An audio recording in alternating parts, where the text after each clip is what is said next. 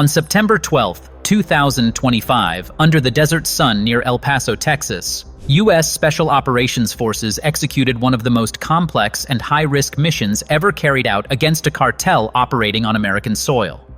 The target was not just another smuggling route or stash house. It was a convoy carrying industrial-scale precursor chemicals worth billions of dollars, headed straight into a fortress where over 180 hostages, women and children, were being held against their will. The scale of the threat was staggering, and the stakes were absolute. Failure would have meant not just a flood of narcotics across the United States, but the continued existence of a human trafficking hub only 7 miles from a civilian population center. This is the complete account of how U.S. Navy SEALs and supporting forces neutralized the threat, dismantled a cartel stronghold, and rescued every hostage inside. On September 4th, 2025, just after 7:45 a.m., reconnaissance units near the Texas-Mexico border observed a formation that immediately set off alarms in Washington. A convoy of 25 armored trucks, each reinforced for combat, was moving north in tight formation. The vehicles were equipped with 6-barrel rotary machine guns capable of firing 3,000 rounds per minute. These weren't standard smuggling vehicles. They were armored war machines designed to fight their way through any interdiction attempt. Inside the convoy's cargo were 1,300 barrels of chemical precursors, 363,000 pounds of benzyl alcohol, and 334,000 pounds of N-methylformamide. These industrial chemicals can be used to manufacture synthetic drugs on a massive scale, or, in the wrong hands, potentially adapted for chemical weapon production. On the black market, the shipment was valued in the billions. The convoy was guarded by 130 mercenaries, many of them veterans of international conflicts. This wasn't an amateur smuggling crew, it was a private army. Their training and heavy weapons gave them confidence that they were untouchable. To them, crossing into U.S. territory was simply another leg of business, protected by overwhelming firepower. But surveillance from above told a different story. Unmanned reconnaissance drones tracked the convoy's every movement, relaying live feeds to command centers. U.S. intelligence agencies already knew where the trucks were headed, a heavily fortified base less than 7 miles from El Paso. Outwardly disguised as a cluster of warehouses, it was in reality a cartel fortress. The facility was ringed with 15-foot steel walls topped with razor wire, protected by 12 rotary cannons capable of saturating the perimeter with 3,000 rounds per minute each. Inside, more than 200 armed guards patrolled continuously. And most importantly, intelligence confirmed that at least 180 civilians, women and children abducted from border villages, were being held hostage inside. Some were within days of being trafficked or sold. The presence of so many hostages ruled out the use of heavy airstrikes or missiles. Any detonation inside the compound risked mass civilian casualties. For U.S. commanders, that left only one option: a ground assault relying on precision, coordination, and speed. By 8:20 a.m., the convoy reached the fortress gates and rolled inside. Once the cargo, the hostages, and the mercenary reinforcements were consolidated in one location, the stakes rose sharply. A failed operation at this stage could mean the deaths of hundreds of civilians and the permanent loss of industrial-scale precursor chemicals into cartel hands. The order was clear from the top. The fortress had to be neutralized, the hostages freed, and the chemicals secured intact. But almost immediately, complications arose. At 8:27 a.m., one American reconnaissance drone strayed too close to the fortress's radar envelope. Alarms began to sound, threatening to expose the entire strike force. 95 UAVs and 350 Navy SEALs already staged in position. If detected, the defenders would have had time to execute hostages or prepare fortified defenses. U.S. electronic warfare teams responded instantly, flooding the cartel's radar systems with false signals and ghost echoes. The drone disappeared from their screens, and the operation's secrecy was preserved. With that narrow escape, the operation moved into its final planning stages. By 8:45 a.m., all assets were in place. Inside the fortress, the mercenary force had swelled to nearly 350 fighters once reinforcements from within were counted. They believed their position was impenetrable: high walls, heavy weapons, human shields, and overwhelming numbers. The U.S. assault force was divided into multiple specialized units. Around the perimeter, 350 Navy SEALs lay hidden, divided into teams with distinct objectives. 50 operators were designated to breach and secure the hostage cells. 20 snipers were positioned on rooftops and ridgelines up to half a mile away, equipped with rifles accurate to 1,200 yards. Additional strike teams were staged to clear hallways and secure weapons caches. Beneath the surface, divers had already mapped drainage tunnels to provide alternate entry points if breaching the walls became impossible. Overhead, 95 backpack-sized UAVs maintained continuous surveillance. Each drone was equipped with a 12-pound precision explosive, small enough to limit collateral damage, but powerful enough to disable heavy weapons emplacements in a single strike. Together, their distributed firepower was equivalent to half a ton of C4 suspended invisibly over the compound. The operational timeline was precise. At 9:10 a.m., 15 UAVs would dive on the fortress's western perimeter, striking guard towers and heavy guns to draw defenders toward that sector. Simultaneously, 50 SEALs would breach the eastern wall and push toward the hostage cells. Snipers would eliminate exposed gunners within seconds, while additional drones targeted remaining rotary cannons.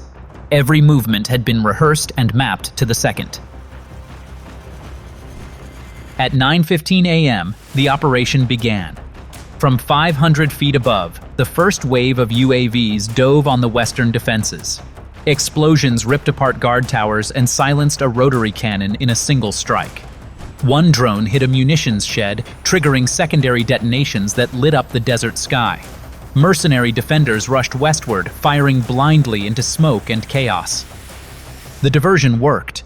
More than 80 fighters were pulled away from the real target. At 9:17 a.m., the eastern breach began. SEAL teams used thermite charges to cut through the steel walls in less than 20 seconds. Moving with suppressed MP7s, they eliminated 11 guards in the first 2 minutes of entry without raising alarms. Small units advanced methodically, clearing hallways with stun grenades and breaching shotguns. Meanwhile, a second wave of 30 unmanned aerial vehicles struck defensive positions across the compound. 9 machine gun nests were destroyed in minutes. A fuel cache exploded, sending flames 200 feet into the air. A column of fire visible as far as El Paso. By 9:20 a.m., U.S. snipers engaged. In under 5 minutes, 23 mercenaries were eliminated from long range. Each shot prevented defenders from regaining control of the courtyard or mounting heavy weapons. Inside the compound, fighting intensified. In the central barracks, a 12-man SEAL squad engaged nearly 30 defenders in a firefight that saw over 400 rounds exchanged. 3 Americans sustained non-fatal injuries but continued fighting until the area was cleared. By 9:25 a.m., the fortress was burning on 3 sides. Drones had executed 47 precision strikes in just 10 minutes, crippling the defenders' communications and destroying their heaviest weapons. But the mission was far from over. Deep inside, the hostages were still chained, and cartel guards began moving civilians toward firing lines to use as human shields. At 9:27 a.m., the final order was issued. All teams were to push toward the hostage warehouses immediately. Team Bravo led the first breach, cutting into the eastern warehouse with small explosive charges designed to stun guards but leave civilians unharmed. Within 40 seconds, 6 mercenaries were neutralized and 62 hostages were freed. Resistance increased near the central warehouse, where nearly 70 mercenaries had entrenched themselves. They unleashed belt-fed machine guns, firing over 1,200 rounds in minutes. SEAL teams responded with fragmentation grenades and disciplined suppressive fire. When the smoke cleared, 29 cartel fighters were dead, and 15 more were captured. Overhead, the last wave of 20 UAVs descended on fuel depots and weapons caches. Their strikes destroyed 4,000 gallons of diesel and massive stockpiles of rifles, RPGs, and mortar shells. Explosions collapsed guard towers and silenced the last rotary cannons. By 9:40 a.m., the fortress was collapsing under sustained pressure. Mercenaries attempted to flee through breaches in the walls but were intercepted. 47 were confirmed killed outside the perimeter by sniper fire and SEAL interdiction. Inside, room-to-room clearing operations secured all 4 warehouses. By 9:45 a.m., 182 hostages had been freed, none fatally harmed. The operation's results were decisive. Nearly 320 mercenaries were killed or captured. 95 UAVs executed over 60 precision strikes. All 1,300 chemical drums were seized intact, preventing billions in narcotics from reaching U.S. streets. Weapons stockpiles, cash reserves, and armored vehicles were destroyed. For commanders, the success carried a message. As the American general overseeing the operation stated, this was never just about chemicals or weapons. It was about lives, about proving that human suffering will not be traded on America's border. Any who try will find only fire and ash. By the time the last fires burned out, what had been a cartel stronghold had been reduced to smoldering ruins. An entire fortress, once a hub of narcotics, weapons, and human trafficking, was dismantled in less than 30 minutes. The seizure of 697,000 pounds of precursor chemicals, alongside captured cash and weapons, was a logistical and financial blow to the cartel networks. But the most significant outcome was human. 182 civilians, many of them women and children, walked free from captivity. The US government made its stance clear afterward. This was not simply a raid, it was a warning to cartels, mercenary groups, and trafficking networks alike. Attempts to use US territory as a staging ground or safe zone will be met with overwhelming force.